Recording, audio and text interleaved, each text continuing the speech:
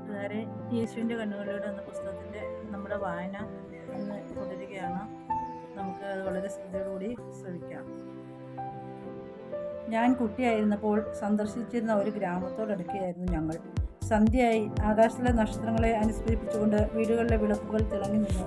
ഗ്രാമത്തിൻ്റെ സുരക്ഷിതത്വത്തിലേക്ക് ഞങ്ങളെ നയിക്കുന്ന ദീപസ്തംഭങ്ങളായിരുന്നു അവ. ഇരുട്ടിൽ തെളിയുന്ന വെളിച്ചം മാർഗത്തെ പ്രകാശിപ്പിക്കുകയും നമ്മെ ഭവനത്തിലേക്ക് നയിക്കുകയും ചെയ്യുന്നു. വെളിച്ചം അത് ഇരുളിൽ നിന്ന് സംരക്ഷണം നൽകുന്നു, തീക്ഷ്ണതയും ഉറപ്പുമേകുന്നു.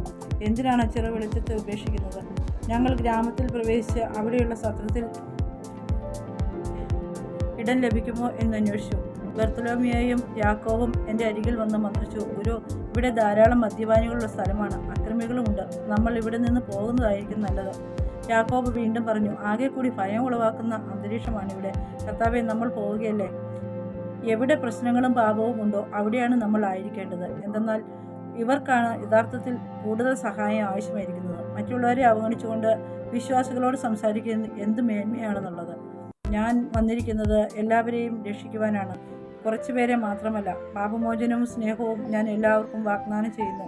അവർ അത് സ്വീകരിച്ചാൽ മാത്രം മതി. എന്നാൽ അത് സ്വീകരിക്കേണ്ടതിന് എന്താണ് വാഗ്ദാനം എന്നത് നമ്മൾ ആദ്യം അറിയണം.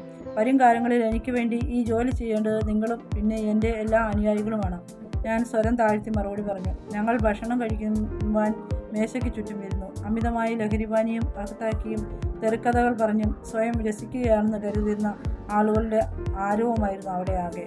ഗുരു, പത്രോസ് ചോദിച്ചു, യഥാർത്ഥ ആശ്വാസമായ ദൈവത്തിൽ ആശ്രയിക്കുവാൻ സാധിക്കാതെ വീഞ്ഞിൽ ആശ്വാസം കണ്ടെത്തുക എന്നത് എത്രയോ ദുഃഖകരമാണല്ലേ?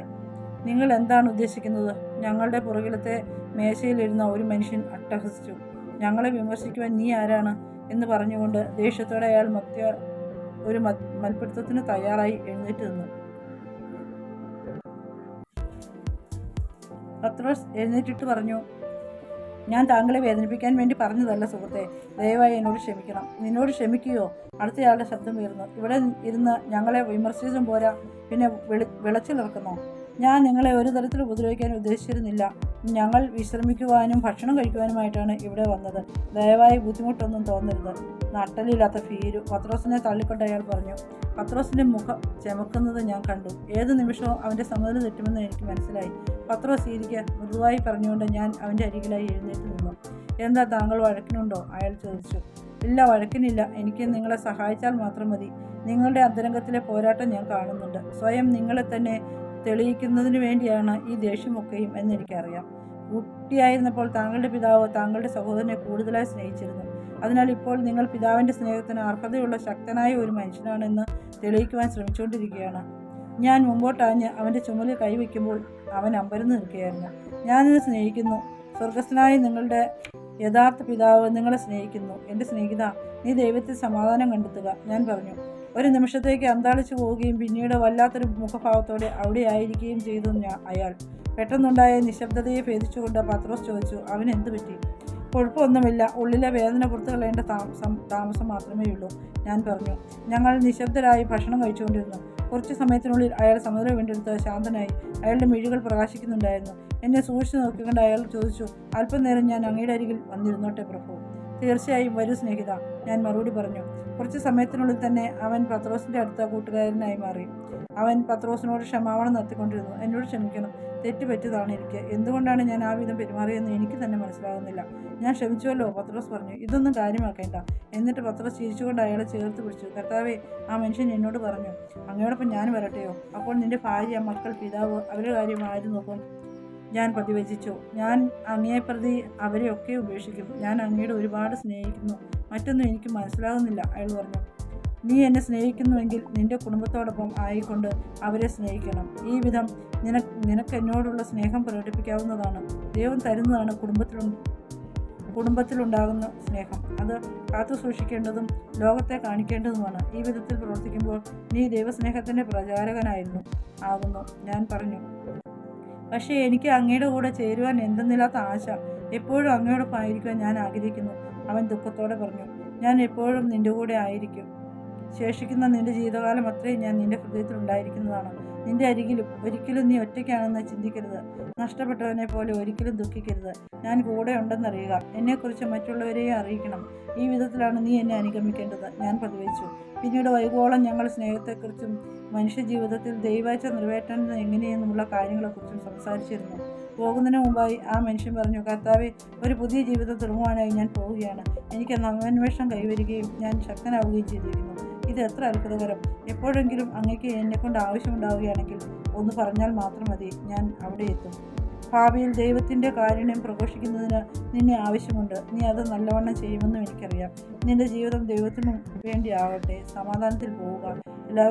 എല്ലാവരും അവനോട് യാത്ര പറഞ്ഞു. പത്രോസ് പറഞ്ഞു, ഇത്രയൊക്കെ ആയിട്ടും നിന്റെ പേര് ചോദിച്ചില്ല. ജോസഫ് അവൻ മറുപടി പറഞ്ഞു, ദൈവത്തിൻ്റെ മനുഷ്യനെ യോജിക്കുന്ന പേര് തന്നെ. പത്രോസ് എന്നെ കടാശുകൊണ്ട് പറഞ്ഞു. വിശ്രമിക്കുവാനായി ഞങ്ങൾ ശയനമുറിയിലേക്ക് പോയി. ഞങ്ങൾക്ക് എല്ലാവർക്കും കൂടി ഒരു വലിയ മുറിയാണ് ലഭിച്ചത്. യൂദാസ് കറിയാത്ത പറഞ്ഞു, എല്ലാവരും കൂടി ഇതിനുള്ളിൽ ഞെരുങ്ങിക്കൂടി കിടന്നാൽ അത് ബുദ്ധിമുട്ടായിത്തീരും. ഓരോ അങ്ങേക്ക് പിന്നെ നമ്മുടെ കൂട്ടത്തിൽ മുതിർന്ന ഒരാൾക്കും കൂടി മറ്റൊരു മുറി ഉണ്ടായിരിക്കുന്നത് നല്ലതാണെന്ന് എനിക്ക് തോന്നുന്നു. ഞാൻ അവനെ നോക്കിക്കൊണ്ട് പറഞ്ഞു, യൂദാസ്, നിങ്ങളെല്ലാവരും എനിക്ക് ഒരുപോലെ പ്രിയപ്പെട്ടവരാണ്. അല്പസ്വല്പം ബുദ്ധിമുട്ടൊക്കെ ഉണ്ടായാലും നിങ്ങളോടൊപ്പം ആയിരിക്കുവാനാണ് ഞാൻ ഇഷ്ടപ്പെടുന്നത്. യൂദാസിൻ്റെ മുഖം വാടിയെങ്കിലും പെട്ടെന്ന് അവൻ തിരിഞ്ഞ് മറ്റുള്ളവരുടെ പറഞ്ഞു, ഗുരുവിനെ കിടക്കുവാൻ ഏറ്റവും നല്ല സ്ഥലം തന്നെ കൊടുക്കണം. അവൻ ചുറ്റുപാടും വീഴ്ചത്തിന് ശേഷം മറ്റുള്ളവരെയൊക്കെ തള്ളി മാറ്റിക്കൊണ്ട്, ഇവിടെയാണ് ഉള്ളതിൽ നല്ല സ്ഥലം. കർത്താവെ, നമുക്ക് ഇവിടെ കിടക്കാം. അവൻ പറഞ്ഞു, രാത്രിയിൽ തണുപ്പുള്ളതിനാൽ ചൂട് ലഭിക്കേണ്ടതിനാൽ നമുക്ക് ചേർന്ന് കിടക്കാം. അത് വേണ്ട യൂദാസ്, ഇത് നല്ല സ്ഥലമാണ്. ഞാൻ ഇവിടെയാണ് കിടക്കുന്നത്. വരൂ, വന്നെൻ്റെ അരികിൽ കിടക്കും. ഞാൻ പ്രതിവദിച്ചു. എന്നാൽ കർത്താവെ, മുറിയുടെ ഏറ്റവും തണുപ്പേറിയ ഭാഗമാണ്. അവിടെ തണുത്ത കാറ്റ് അരിച്ചു കയറുന്ന ഇടമാണ്. അവൻ മുഖം ചൊളിച്ചുകൊണ്ട് പറഞ്ഞു, ഞാനിത് കാര്യമാക്കുന്നില്ല സ്നേഹിത. നീ എന്നോട് ചേർന്ന് കിടക്കുമ്പോൾ എനിക്ക് തണുക്കുകയില്ല. ഞാൻ മൃദുവായി പുഞ്ചിരിച്ചുകൊണ്ട് പറഞ്ഞു. പിറുവിറുത്തുകൊണ്ടും എന്തൊക്കെയോ പരാതിപ്പെട്ടുകൊണ്ടും യൂദാസ് എൻ്റെ അടുത്ത് വന്ന് കിടന്നു. ഇതിലും എത്രയോ നല്ല സ്ഥലമാണത്. ആ ചെറുക്കൻ യാക്കോബിനാണ് ആ ഭാഗം കിട്ടിയിരിക്കുന്നത്. നോക്കിക്ക് അവൻ്റെ ഒരു സന്തോഷം. യൂദാസ് പറഞ്ഞു. ഞാൻ യാക്കോബിനെ നോക്കി. അവൻ വളരെ സംതൃപ്തനും സമാധാനമുള്ളവനും എല്ലാ സൗകര്യങ്ങളും അനുഭവിക്കുന്നതിനെ പോലെയും കാണപ്പെട്ടു. ഞാൻ തിരിഞ്ഞ് യൂദാസിനെ നോക്കി. എന്നിട്ട് പറഞ്ഞു, അതെ, അവനെ അങ്ങനെ കാണുവാൻ എനിക്ക് നല്ല സുഖമുണ്ട്. എന്നിട്ട് ഞാൻ തിരിഞ്ഞ് കിടന്നുറങ്ങി. രാത്രിയിൽ എന്തോ കേട്ട് ഞാൻ ഉണർന്നു. അപ്പോൾ കണ്ടത് യാക്കോബിനെ കിടക്കുന്ന സ്ഥലം പരസ്പരം മാറുവാൻ നിർബന്ധിക്കുന്ന യൂദാസിനെയാണ്. യാക്കോബാകട്ടെ പാതി മയക്കത്തിൽ കണ്ണ് തിരുമ്മിക്കൊണ്ട് എതിർപ്പ് പ്രകടിപ്പിക്കുന്നുണ്ട്. യൂദാസ്, നിനക്ക് എൻ്റെ അടുത്ത് കിടക്കണമെന്നാണ് ഞാൻ കരുതിയത്. യൂദാസ് എന്നെ നോക്കി. ജീവിതം പിടിക്കപ്പെട്ടതിൽ അവൻ ഇളിഫനായി കാണപ്പെട്ടു. അതെങ്ങനെ തന്നെ ഗുരു? എന്നാൽ അങ്ങ് തണുത്ത് കുറച്ച് കിടക്കുന്നത് എനിക്ക് തോന്നിയതിനാൽ കുറച്ചുകൂടി ചൂട് പകരുന്ന ഒരു പുതപ്പ് കിട്ടുമോ എന്ന് ഞാൻ നോക്കുകയായിരുന്നു. ഞാൻ വിചാരിച്ചു, എൻ്റെ പുതപ്പ് യാക്കോബിന് നൽകിയിട്ട് അവൻ്റേത് കൊണ്ട് അങ്ങേ പുതപ്പിക്കാമെന്ന്. അവൻ പറഞ്ഞു, ഒരാളുടെ ബലഹീനത എത്ര പുതപ്പിച്ചാലും ഒളിച്ചിരിക്കുകയില്ല. വഞ്ചനയിലൂടെ അതിനെ മറയ്ക്കാമെന്ന് കരുതിയാൽ അത് ഒന്നുകൂടി ഒലിപ്പിക്കുകയേ ഉള്ളൂ. ഞാൻ പറഞ്ഞു, യാക്കോബിനെ വെറുതെ വിട്ടിട്ട് നിന്റെ സ്ഥാനത്ത് പോയി കിടക്കുവാൻ. മാത്രമല്ല, നിന്റെ ബലഹീനതയെ മറികടക്കുവാനുള്ള ശക്തിക്കായി എൻ്റെ പിതാവിനോട് പ്രാർത്ഥിക്കും. അല്ലെങ്കിൽ ഒരു നാൾ അത് നിന്നെ ആത്മാവിനെ തന്നെ നശിപ്പിക്കും. സംഭവിക്കാൻ പോകുന്ന കാര്യങ്ങളെക്കുറിച്ച് ഓർത്തുകൊണ്ട് ദുഃഖഭയത്തോടെ ഞാൻ പറഞ്ഞു. തിരികെ വന്ന യൂദാസ് ആ രാത്രിയിൽ കിടന്നു നിർത്തുമെന്ന് പിന്നെ അനങ്ങിയില്ല. ഞാൻ ഉണർന്നു കിടന്നു. യൂദാസിലൂടെ അനേകരുടെ ബലഹീനതകളെ ദർശിക്കുകയായിരുന്നു ഞാൻ. ഒരുപാട് പേർ, തങ്ങൾക്ക് തെറ്റുപറ്റിയെന്ന് സമ്മതിക്കാത്ത ഒരുപാട് പേർ. മാത്രമല്ല, ദുരഭിമാനത്താൽ തങ്ങളുടെ പാപം ഒളിപ്പിച്ചു വയ്ക്കുന്നതിന് വേണ്ടി അവർ കൂടുതൽ പാപം ചെയ്യുന്നു. പിന്നെ അതിനെ മറയ്ക്കുവാൻ മറ്റനേകം പാപങ്ങളും. പാപത്തിൻ്റെയും പിശാചിൻ്റെയും മാർഗം ഇതാണ്. യൂദാസിനെ പോലെ പലരെയും അത് വെട്ടിൽ വീഴ്ത്തുന്നു. ഒരു ചുഴി എന്ന പോലെ ആഴങ്ങളിലേക്ക് വലിച്ചുകൊണ്ട് വീട്ടിലേക്ക് കൊണ്ടുപോകുന്നു. പാവം യൂദാസ്. ഒരുപാട് ബലഹീനതകൾ, എന്നാൽ അന്ധതയുടെ ആധിക്യത്തിൽ ഒന്നും കാണുന്നില്ല. നമ്മുടെ ഇന്നത്തെ വായന ഇവിടെ അവസാനിക്കുകയാണ്. നാളത്തെ വായനയ്ക്ക് വേണ്ടി നമുക്ക് കാത്തിരിക്കാം. സബ്സ്ക്രൈബ് ചെയ്യാത്തവരൊന്ന് സബ്സ്ക്രൈബ് ചെയ്യുക. ഇത് തുടർച്ചയായിട്ട്